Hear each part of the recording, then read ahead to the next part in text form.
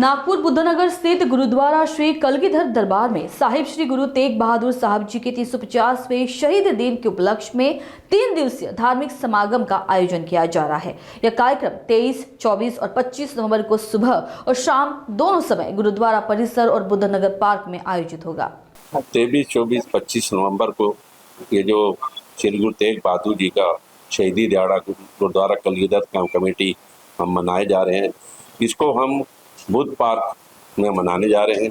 इसमें बहुत बड़ी तादाद में, हजारों की तादाद में लोग आने वाले, और इसमें विदर्भ के पूरे 11 जिलों से, यहाँ तक कि एमपी से, छत्तीसगढ़ से भी लोग आते हैं और हर साल आते हैं।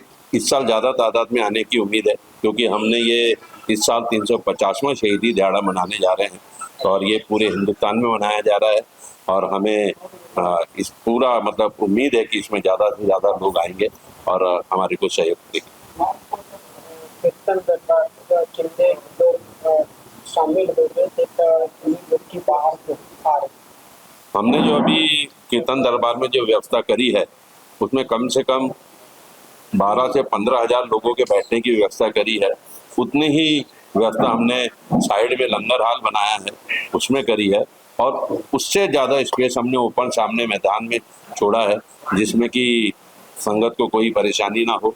उसमें हमने कम से कम 10,000 फुट का जोड़ा घर बनाया हुआ है। इस तरीके से अलग अलग व्यवस्था करी है।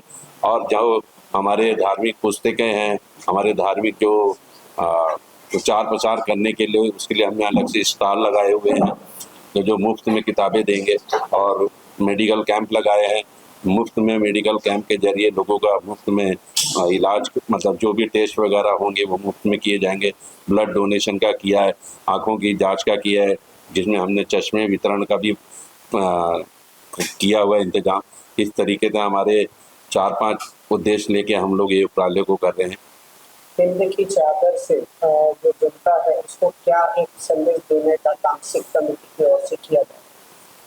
हमारा एक ही उद्देश्य है कि हिंद की चादर श्री हमारे गुरु तेग बहादुर जी को इसीलिए हिंद की चादर कहते हैं कि उन्होंने जो बलिदान दिया वो अपने लिए नहीं दिया, उन्होंने दूसरों के लिए दिया, और उन्होंने नहीं दिया, उनके पूरे परिवार ने दिया।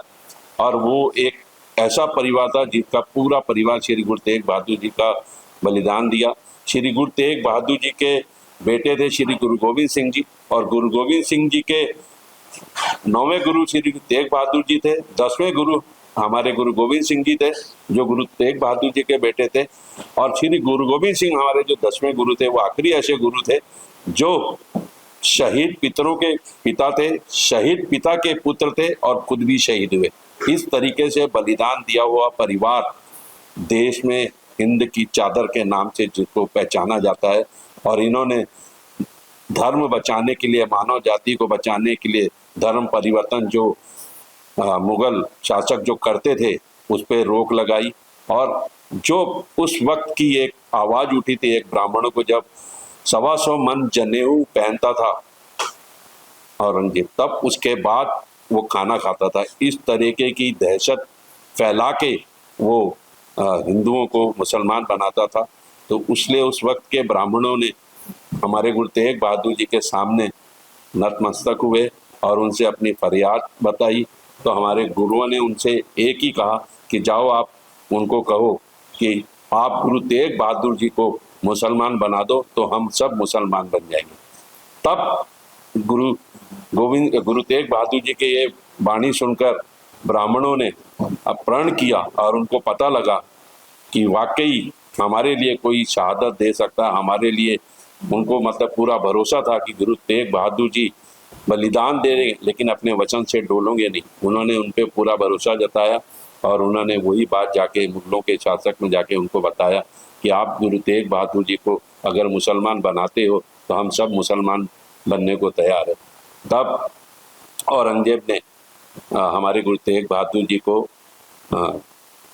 गिरफ्तार किया और उनका बलिदान लिया।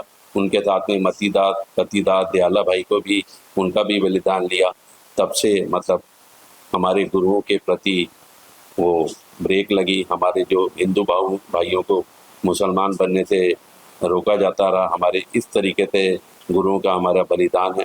इसलिए ये सब बलिदान के कारण ही आज हिंदू धर्म की रक्षा हुई, ये एक मैसेज जाता है। हिंदू धर्म की रक्षा के लिए गुरुओं ने जो कुर्बानियां दी, उससे आज की युवा पीढ़ी ने क्या सीख ली? आज की युवा पीढ़ी ने तो यही सीख लेनी चाहिए कि इंसान के जरूर काम आना चाहिए।